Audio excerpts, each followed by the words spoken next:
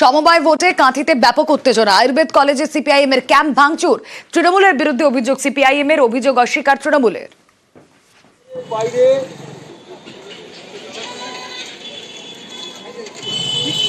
কোলাঘাটের ছবি এবার দেখাবো আপনাদের, যেখানে বিজেপি তৃণমূল হাতাহাতি, সমবায় ভোট ঘিরে অশান্তি কোলাঘাটেও। ভোট কেন্দ্রের সামনে বিজেপি তৃণমূল ব্যাপক বচসা।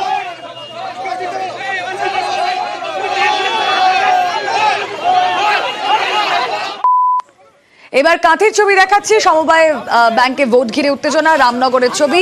তৃণমূল বিজেপি সংঘর্ষ, বিজেপি কর্মীদের মারধরের অভিযোগ। তৃণমূলের বিরুদ্ধে অভিযোগ বিজেপি। রামনগরে পথ অবরোধ করে বিজেপি। মারধরের অভিযোগ অস্বীকার করে তৃণমূল নেতৃত্ব।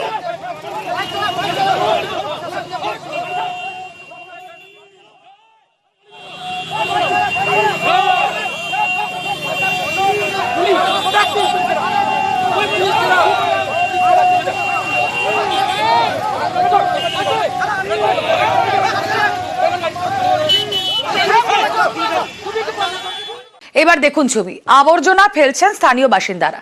একেবারে রাস্তার মাঝখানেই তারা আবর্জনা ফেলছেন, কিন্তু এই আবর্জনা ফেলা আসলে তাদের বিক্ষোভ প্রদর্শনের একটা ওয়ে মাত্র। ছবি আপনারা দেখছেন, যেখানে তারা আবর্জনা রাস্তার মাঝে ফেলে এভাবেই বিক্ষোভ দেখাচ্ছেন। কেন?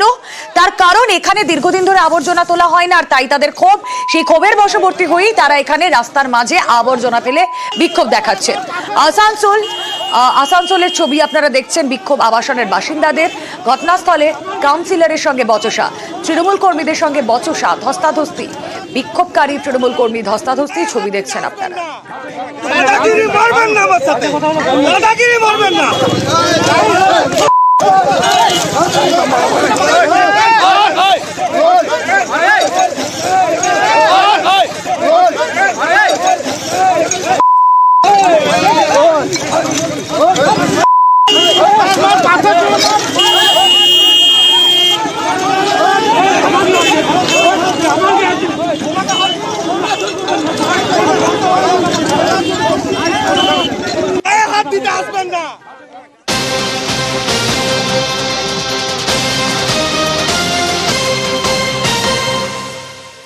অবশ্যই আপনি যেখানে থাকছেন সেখানে যদি আপনার চারপাশ দেখেন আবর্জনায় পরিপূর্ণ হয়ে রয়েছে, ধৈর্যের বাঁধ একদিন তো ভাঙবেই। তার কারণ বারবার অভিযোগ জানানো হয়েছে, তবুও তাদের কোনো অভিযোগের সুরাহা হয়নি, আর তারপর নিজেরাই এভাবে রাস্তায় আবর্জনা ফেলছেন।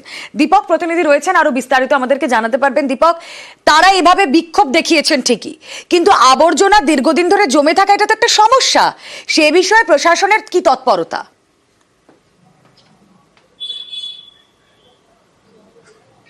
দেখো, একেবারে আবাসিকদের অভিযোগ কি বিষয়টি স্থানীয় কাউন্সিলর, স্থানীয় বড় অফিস, আসানসোল পৌর নিগমের আধিকারিকদেরকে একাধিকবার জানানো হয়েছে কি আবাসনের পাশে আবর্জনা পড়ে রয়েছে, সেই আবর্জনা যেন তুলে নেয় পৌরসভা। কিন্তু দিনের পর দিন কেটেছে, সেই আবর্জনা তুলে না, তাই তাদের ধৈর্যের বাঁধ ভেঙেছে এবং সেই আবর্জনাকে তুলে তারা রাস্তার মাঝে ফেলে প্রতিবাদ দেখাচ্ছিল। কারণ হচ্ছে কি, যখন কেউ শুনবে না তাইলে সাধারণ মানুষের কাছেই তারা এই প্রতিবাদ নিয়ে যেতে চাইছিল, তাই তারা রাস্তার মাঝে এই আবর্জনা ফেলে বিক্ষোভ দেখাচ্ছিল। তখন এই খবর পায় স্থানীয় কাউন্সিলর অনির্বাণ দাস। তিনি নিজের সমর্থকদেরকে নিয়ে ঘটনাস্থলে এসে উপস্থিত হন এবং আবর্জনা তুলে নিতে বলে সেইখান থেকে আবাসিকদেরকে। তখনই কিন্তু বিবাদ জড়াতে শুরু করে এবং কংগ্রেস নেতা সঙ্গে বিবাদে জড়িয়ে পড়ে স্থানীয় কাউন্সিলর অনির্বাণ দাস, এবং পরে সেই কংগ্রেস নেতার সঙ্গে হাতাহাতির মতো পরিস্থিতি তৈরি হয়ে যায়, এমনটাই অভিযোগ স্থানীয় কংগ্রেস নেতার। কারণ হচ্ছে কি, বারবার এই সমস্যার কথা তারা জানিয়েছে কাউন্সিলরকে, কারণ কাউন্সিলর কোনো উত্তর দেয়নি, তাই তারা এই পথ বেছে নিতে বাধ্য হয়েছিল।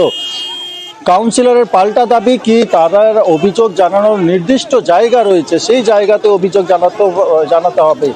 এইভাবে রাস্তার মাঝে আবর্জনা ফেলে দিলে তো সাধারণ মানুষের সমস্যা হবে, পথচলতি মানুষের সমস্যা হবে। এই নিয়ে কিন্তু বিবাদ কিন্তু বাড়তে থাকে। ঘটনাস্থলে আসানসোল দক্ষিণ থানার পুলিশ এসে পরিস্থিতি নিয়ন্ত্রণে আনে। যখন এই খবর পৌঁছায় আসানসোল পৌর নিগমে, তড়িঘড়ি আসানসোল পৌর নিগমের পক্ষ থেকে সেই আবর্জনা পরিষ্কারের কাজ শুরু করা হয়েছে। এদের দেখে তো সবাই এরকম করবে, যে যেখান থেকে আনবার ট্রেনে রাস্তায় ময়লা ফেলে দেবে। তাহলে কি পুলিশ ব্যবস্থা নেবে না যারা ফেলছে তাদের এগেন্সে? আপনাদের অভিযোগ যে স্যানিটারি সুপারভাইজার কথা শোনেনি, তাহলে আপনারা বড় চেয়ারম্যানকে জানাতে পারতেন। তারপরেও যদি না হতো আপনারা মেয়র সাহেবকে জানাতেন। শহরকে সুন্দর করে রাখা, পরিষ্কার পরিচ্ছন্ন করে রাখা আমাদের উদ্দেশ্য সেটাই ছিল। কিন্তু পরবর্তীকালে কাউন্সিলরের সাথে আরও লোকজন এসে পড়ে মার ধাক্কি করে আর কি। আমাদের সেক্রেটারি সাহেবকেও ধাক্কা মারে, আমিও ধাক্কায় পড়ে যাই, পায়ে লেগেছে।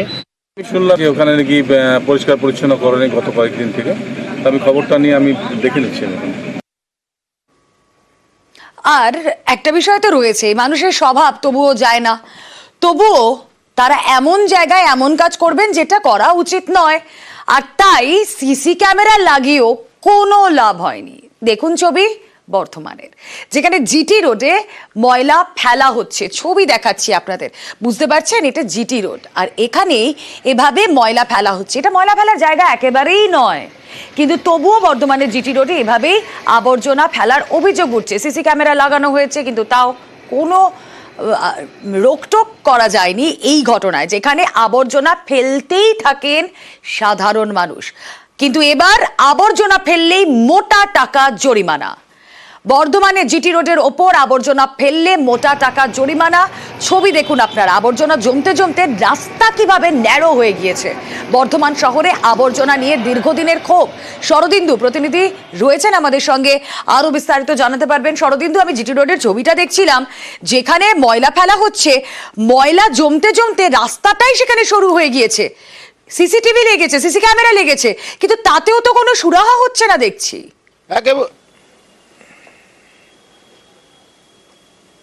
একেবারেই তুমি যেমনটি বলছিলে এবং যে ছবি দেখানো হচ্ছে, একটা জিটি রোডের একটা বড় অংশ জুড়ে একেবারে দিন রাত এক করে সেখানে আবর্জনা ফেলা হচ্ছে। এবং এটা অতি গুরুত্বপূর্ণ রাস্তা, বর্ধমান শহর মূল শহরে ঢোকার একটা গুরুত্বপূর্ণ রাস্তায় জিটি রোড, এবং স্টেশন যাওয়ারও, রেল স্টেশন যাওয়ারও একটা গুরুত্বপূর্ণ রাস্তা। এবং সেই রাস্তার ওপরেই ক্রমাগত ময়লা ফেলা হচ্ছে। তার ফলে পথ চলতি বাসিন্দারা তারা একেবারে নাকে রুমাল দিয়ে যেতে বাধ্য হচ্ছেন। এলাকার বাসিন্দারা দুর্গন্ধে অতিষ্ঠ হয়ে উঠছেন। বৃষ্টি হলে সেই নোংরা একেবারে জিটি রোডের ওপরে উঠে আসছে। বাসিন্দাদের দাবি যে এই যে মাসের পর মাস এই যে সমস্যা, তার নিরসন করুক পৌরসভা। এবং এই যে ময়লা ফেলা ঠেকাতে বা কারা ময়লা ফেলছে তা চিহ্নিত করতে সেখানে সিসিটিভি ক্যামেরা বসিয়েছিল পৌরসভা কর্তৃপক্ষ।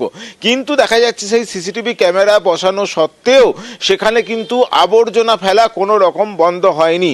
পৌরসভা বলছে যে বেলা 11টা পর্যন্ত জঞ্জাল পরিষ্কার করে নেওয়া হয়, তারপর ওই এলাকায় জঞ্জাল ফেলা নিষিদ্ধ, কিন্তু তাকে থোড়াই তোয়াক্কা করা হচ্ছে।